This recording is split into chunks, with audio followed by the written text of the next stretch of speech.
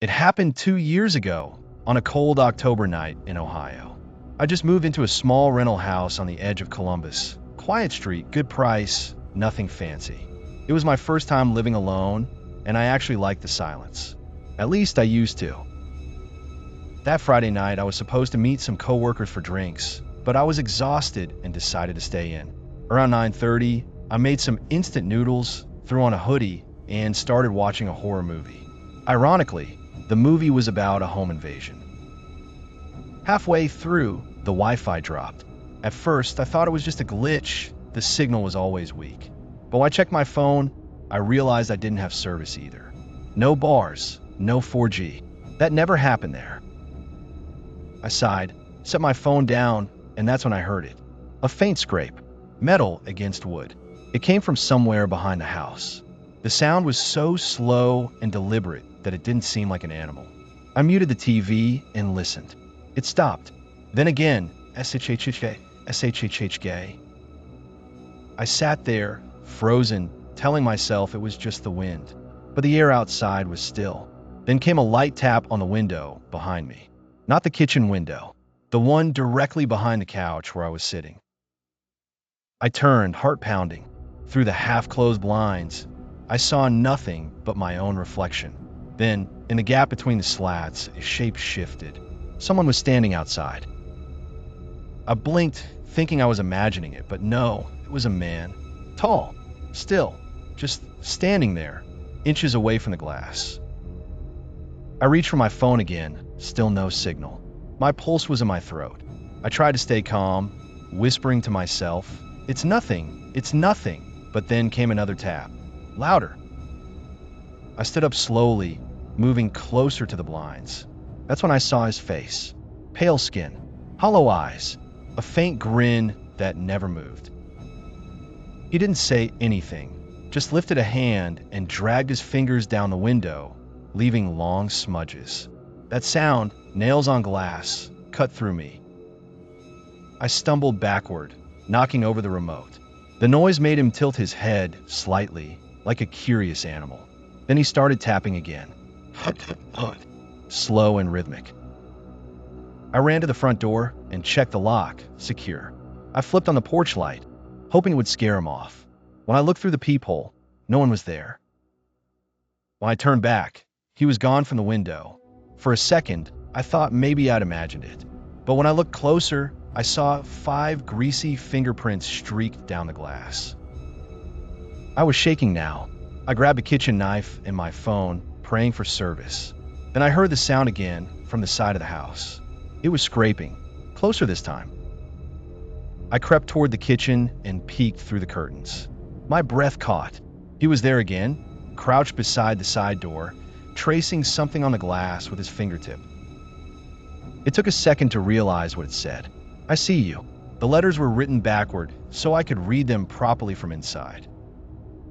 That's when I panicked. I ran to my bedroom, slammed the door, and shoved a chair into the handle. My hands were shaking so bad, I almost dropped my phone. Finally, one bar of service.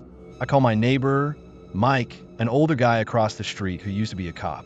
He picked up, sounding half asleep, until he heard the fear in my voice. "There's someone outside my house," I whispered. "Stay put," he said immediately. "Don't open the door. I'm coming right now."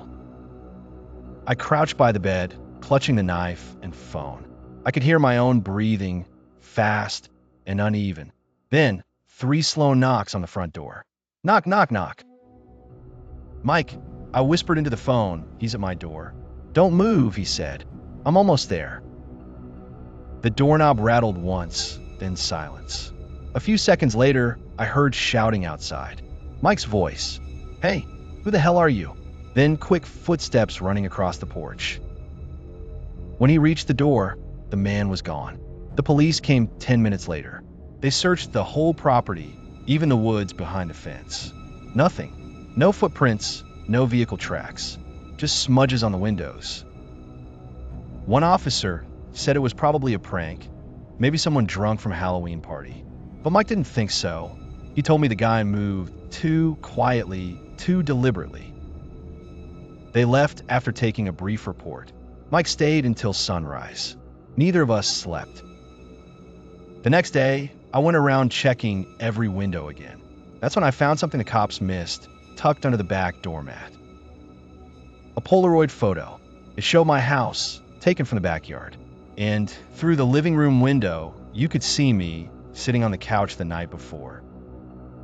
I don't know how long he'd been there, or how many times he'd watched me before that night. I moved out the following week. Now I live in an apartment on the 3rd floor, far from any ground level windows. But sometimes when my internet cuts out late at night, or I hear a faint tap,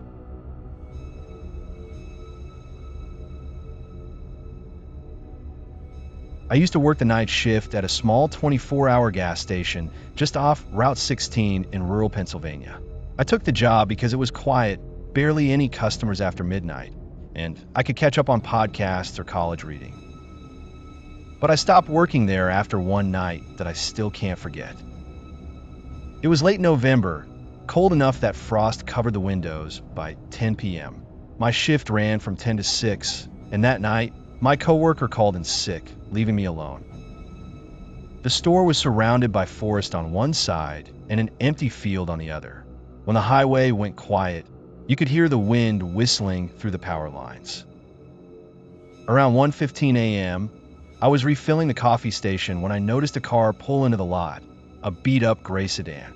The headlights stayed on, but the driver didn't get out. The car just idled there, engine humming.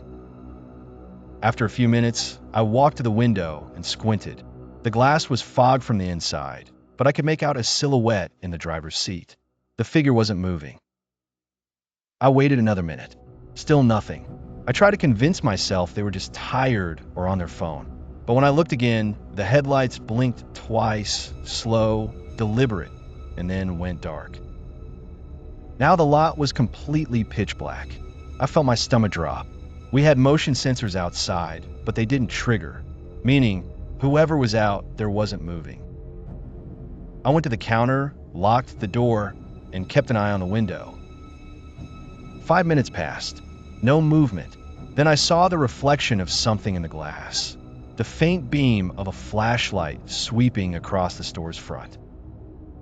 The person was outside now, walking slowly from pump to pump. I reached under the counter for the phone, but when I lifted the receiver, no dial tone. The line was dead. I grabbed my cell phone, but there was no signal. The building sat in a dead zone sometimes, but not usually this bad. Then came the knock. It was soft, almost polite. Talp, talp, talp. I froze behind the counter, staring at the front door. A man stood there, maybe mid-40s, tall, wearing a dirty brown coat and a baseball cap pulled low. His face was shadowed. He leaned forward just enough that I could see his smile, crooked, too wide. Then he spoke through the glass. "Hey, you open?" My voice caught in my throat. I managed to say, "Store's closed for maintenance. Come back in the morning." He tilted his head like he didn't understand. "But your sign says open. I just need to come in for a second." I shook my head, backing away from the counter. That's when he reached into his coat pocket. For a moment, I thought it was a gun, but he pulled out a small cassette tape. He held it up against the glass and whispered, "You should listen." Then he placed it on the mat outside the door and walked back toward the dark sedan. He got in. The car started, rolled backward, and disappeared down the road. I didn't move for almost a minute. Then I finally unlocked the door just long enough to grab the tape. It was cold, like it had been sitting in a freezer. I still had an old cassette deck in the store's back office, used for recording messages. Curiosity got the better of me. I slid the tape in and hit play. At first, just static, then a faint sound, breathing, slow and raspy. After a few seconds, I heard my own voice. It was me, saying, "Store's closed for maintenance. Come back in the morning." I froze. Then the tape continued, and I heard something else, faintly beneath my voice. A whisper, "He's behind you."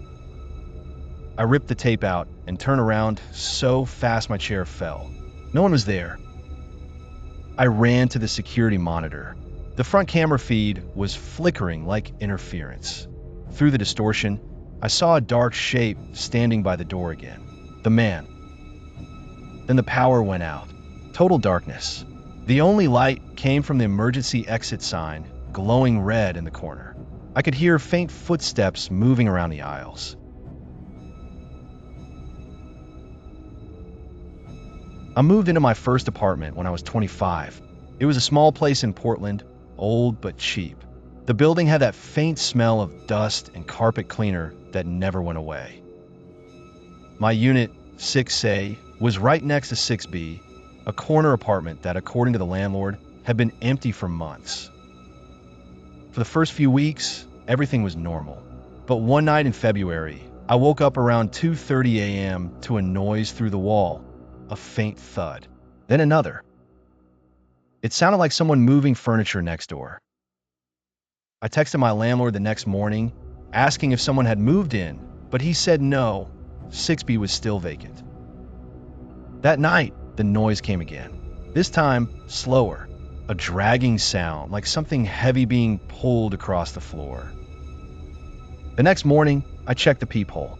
The hallway was empty, but under 6B's door, I noticed something, a small dark stain spreading out onto the carpet. It looked like water at first, but it wasn't. The smell hit me before I even bent down, metallic, sour, blood. I backed away and called the landlord immediately. He said he'd send maintenance, but by the time they arrived, the stain was gone. The carpet was clean. They said I was probably imagining it. But that night, I woke again, not from sound but from talking. A low voice, mumbling through the wall. I pressed my ear against it and froze. The voice was whispering my name. Emma. I stumbled backward. I knew no one else in the building even knew my name. The next morning, I went downstairs to ask the landlord again. He insisted no one lived there.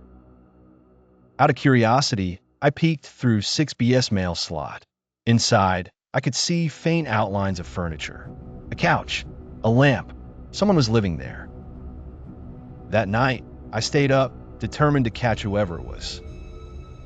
Around 3 a.m., I heard the doorknob on my side rattle, gently at first, then harder. I whispered, "Who's there?" Silence.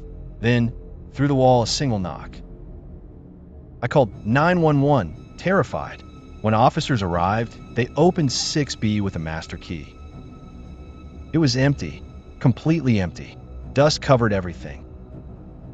But the officer found something strange in the middle of the floor, a tape recorder still running. When he hit play, there was a voice. "Emma, I've missed you." The cop looked at me, confused. "You said your name's Emma, right?" I nodded, shaking. He shrugged, pocketed the tape, and told me it was probably a prank. But later that week, I came home from work and found a note taped to my door. It said, "Sorry about the noise. I'll move back in. 6B,